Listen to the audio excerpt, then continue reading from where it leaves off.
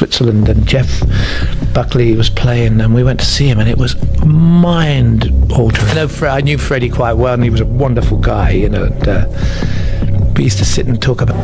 We're going to carry on until we finish that. Get on there 24. What if I told you that Robert Plant, the golden-haired god of rock and roll, secretly despised some of the biggest names in music history?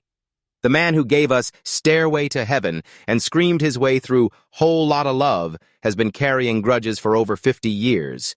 And now, at age 76, the shocking truth is finally coming out. Picture this. It's 1975, and Robert Plant is standing backstage at a music festival. His long blonde hair catches the stage lights like spun gold, and thousands of fans are chanting his name. But instead of basking in the glory, Plant is watching another performer with pure hatred burning in his eyes. This wasn't just about music. This was about something much deeper, something that would eat at him for decades. Today, we're going to uncover 6 musicians who made Robert Plant's blood boil.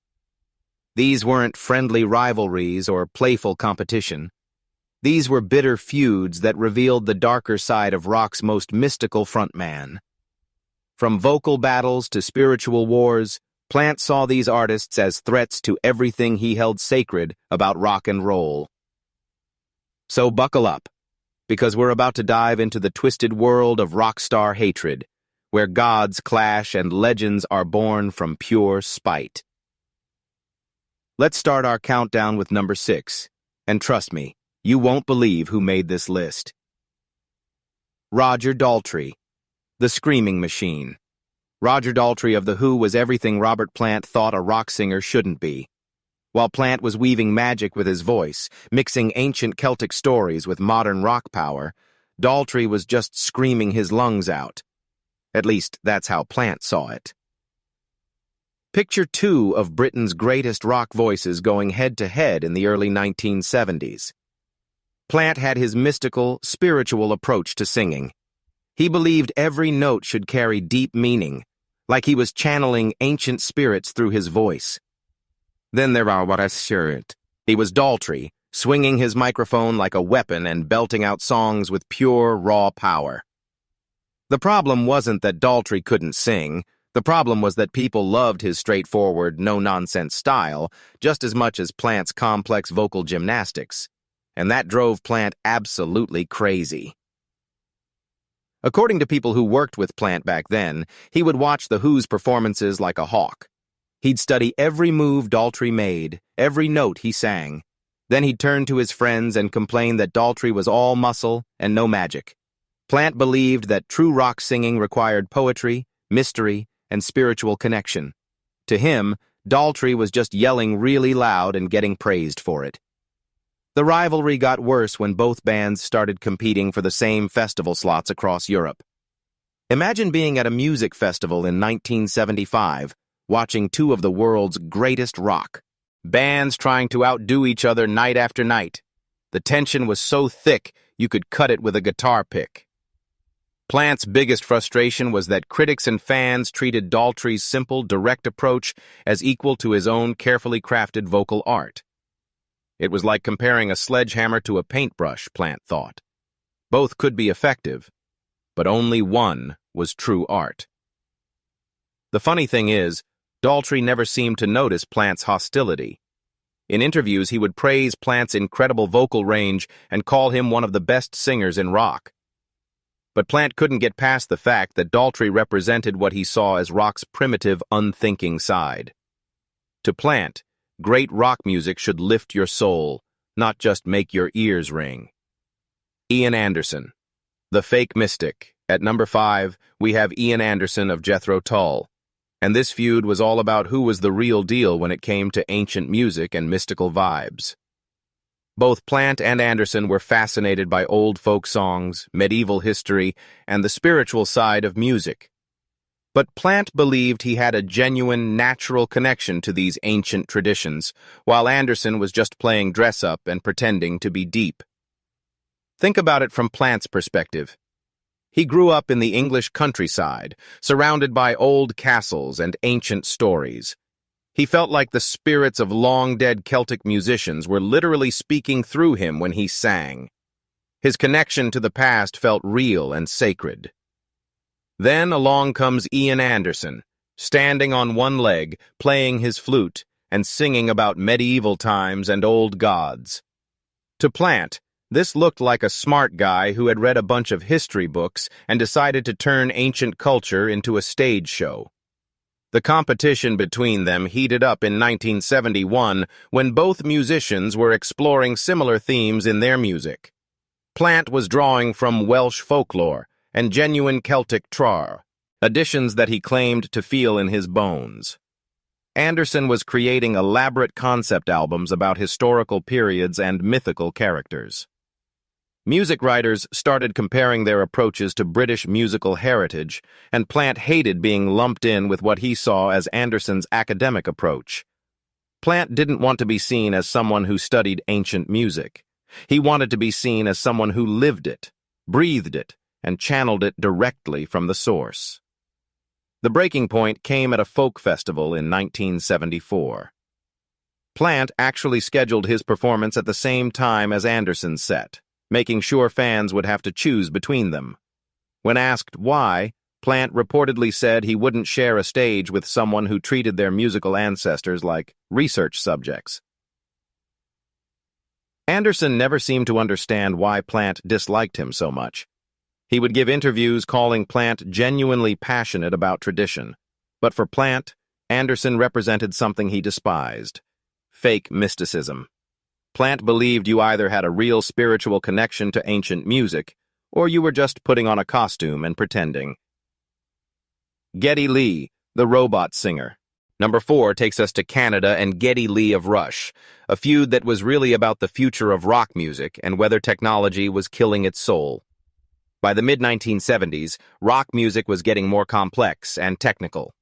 Bands like Rush were creating intricate compositions with complicated time signatures and virtuoso performances. Geddy Lee's high-pitched, precise vocals were a perfect fit for this new progressive style. But to Robert Plant, it sounded like a computer trying to sing. Plant had built his career on raw emotion and human passion. When he sang, you could hear pain, joy, longing, and power all mixed together.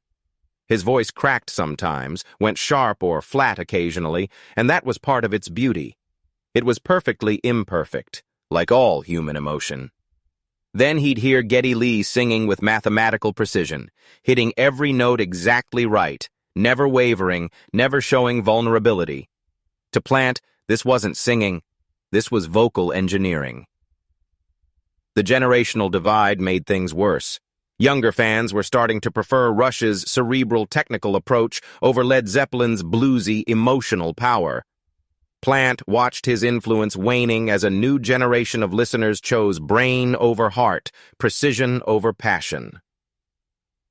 When Plant heard songs like Tom Sawyer on the radio, he would reportedly cringe and ask where the human soul was in any of it. He saw Geddy Lee as representing everything wrong with rock's evolution, away from its emotional roots. The sad part is that Lee had nothing but respect for Led Zeppelin and Plant's influence on rock music. He never knew that one of his heroes was secretly disgusted by his approach to singing. Lee was just doing what came naturally to him, creating the kind of music he loved. But Plant couldn't get past what he saw as the dehumanization of rock music. To him, Lee represented a future where perfect technique mattered more than genuine feeling, where being right was more important than being real. Freddie Mercury, the ultimate showman. Now we reach number 3, and this one might surprise you. Robert Plant was jealous of Freddie Mercury, but not for the reasons you might think. Plant had always prided himself on his stage presence. He was the golden god, commanding audiences with his mystical energy and spiritual connection to the music. Fans would lose themselves in his performances, feeling like they were witnessing something sacred and otherworldly. Then Freddie Mercury came along and changed everything. Mercury didn't just perform for audiences. He owned them completely. When Freddie walked on stage, every single person in the arena became his willing servant. He could make 80,000 people sing in perfect harmony with a simple gesture. He could command silence with a look and create chaos with a smile. Plant had never seen anything like it. Mercury's control over crowds was so absolute, so effortless, that it made everyone else's stage presence look amateur by comparison. And the worst part? Mercury made it look easy. Plant would actually sneak into Queen concerts, wearing disguises so no one would recognize him. He'd watch Mercury command the stage like a divine emperor, and he'd leave feeling frustrated and inadequate. Here was someone doing what Plant did, but so much better that it wasn't even close. The torture for Plant was that he recognized Mercury's genius, but couldn't figure out how to compete with it. Plant's mystical approach worked beautifully, but Mercury's theatrical mastery was on another level entirely. It was like comparing a really good actor to someone who wasn't acting at all, who was just naturally, effortlessly magnetic. In interviews, Plant would acknowledge Mercury's incredible talent while questioning whether what he did was still rock music or something else entirely. There was performing, Plant said, and then there was ruling. Mercury ruled. The competitive tension became obvious when both bands headlined major festivals. Plant would refuse to watch Queen's sets from backstage because seeing Mercury's perfection was too painful. He'd admit to his roadies that watching Mercury made him realize limitations he didn't know he had. Mercury, for his part, seemed to understand Plant's mixture of admiration and resentment. He'd compliment Plant in interviews, calling him a beautiful singer with beautiful hair, but there was always a hint of superiority in his praise. For Plant, Mercury represented something unreachable.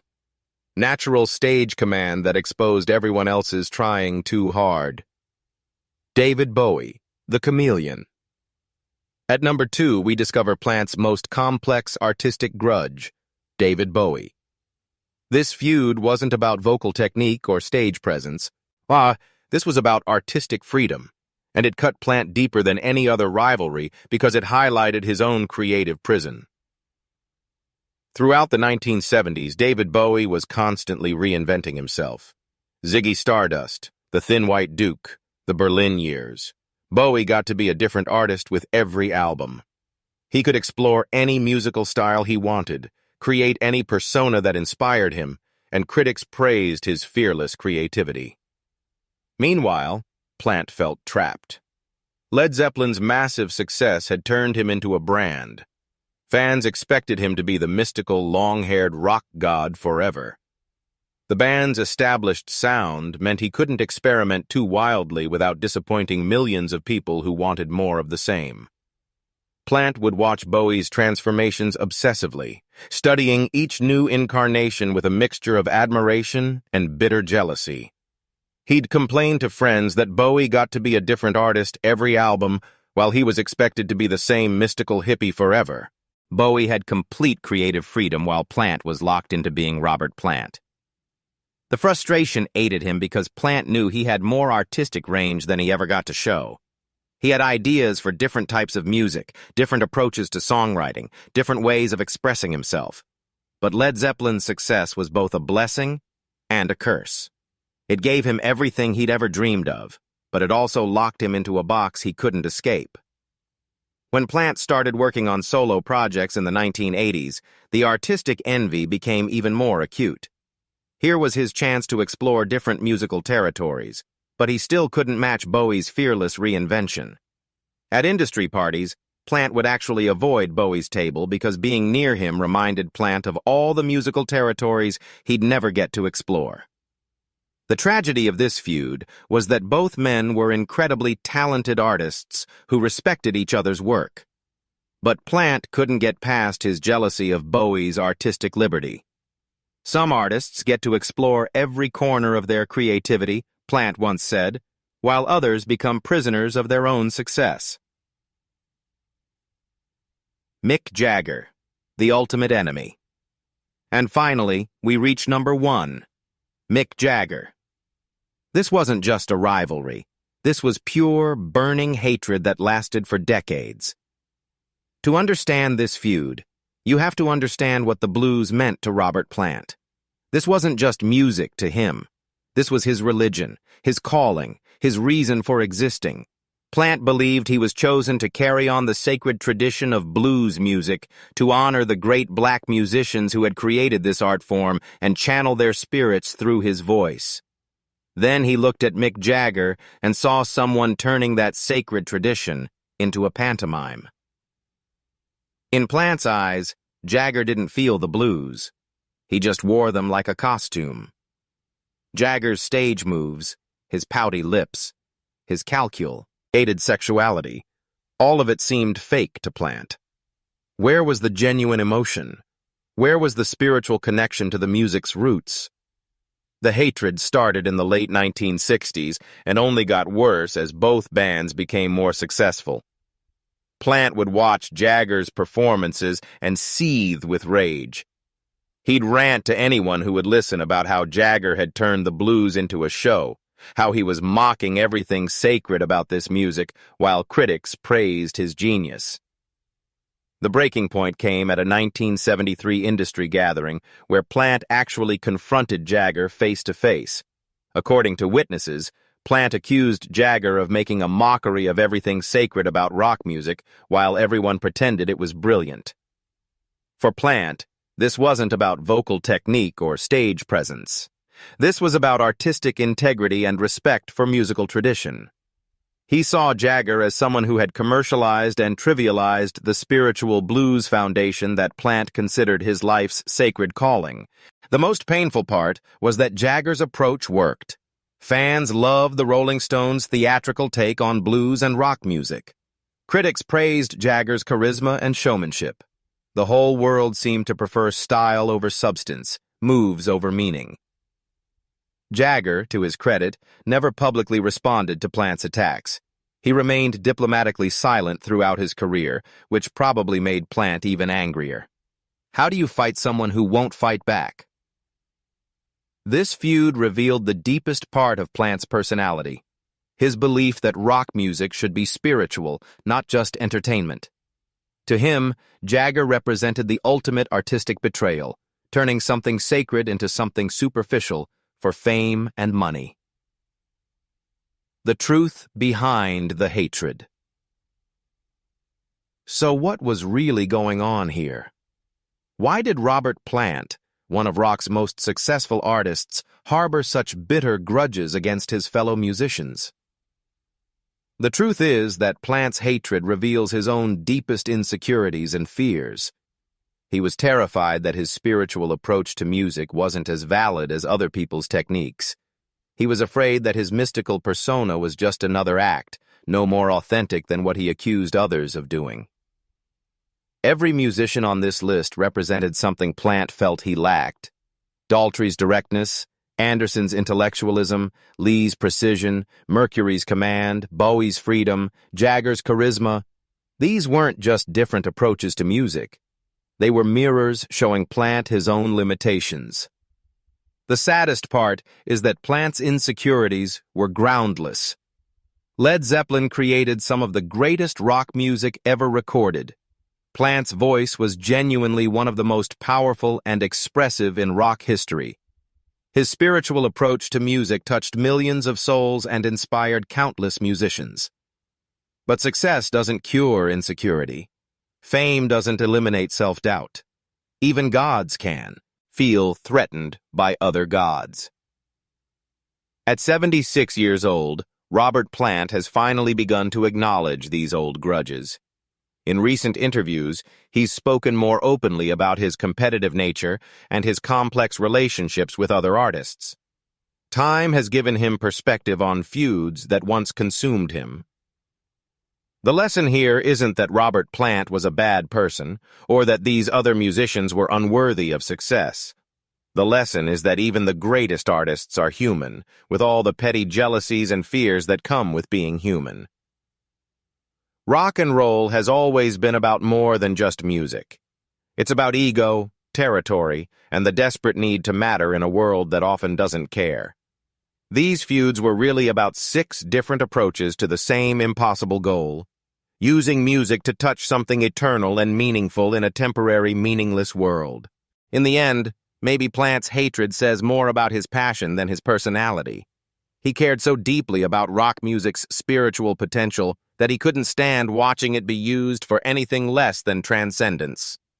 The final word, and there you have it. The 6 musicians who drove Robert Plant to the edge of madness with jealousy, resentment, and artistic rage. From Roger Daltrey's raw power to Mick Jagger's calculated charisma, each of these artists represented something that Plant both feared and envied. These feuds remind us that even our musical heroes are flawed human beings with petty grudges and bitter jealousies. But they also show us how passionate artists can be about their craft, how much it matters to them that music be done right. Robert Plant's hatred was really love in disguise. Love for rock music's spiritual potential, love for the blues tradition he tried to honor, love for the transcendent power of a great song performed with genuine feeling. What do you think about these revelations? Was Plant protecting rock's sacred traditions, or was he just being petty and jealous? Which of these feuds surprised you the most? Let me know in the comments below. I read every single one and love hearing your thoughts about rock history's hidden dramas. If this video opened your eyes to the darker side of rock stardom, smash that like button and share it with your fellow music lovers. And don't forget to subscribe and hit the notification bell so you never miss our deep dives into the secret stories behind your favorite artists. Trust me, we've got plenty more shocking revelations coming your way. Until next time, keep rocking and remember, even legends have their demons.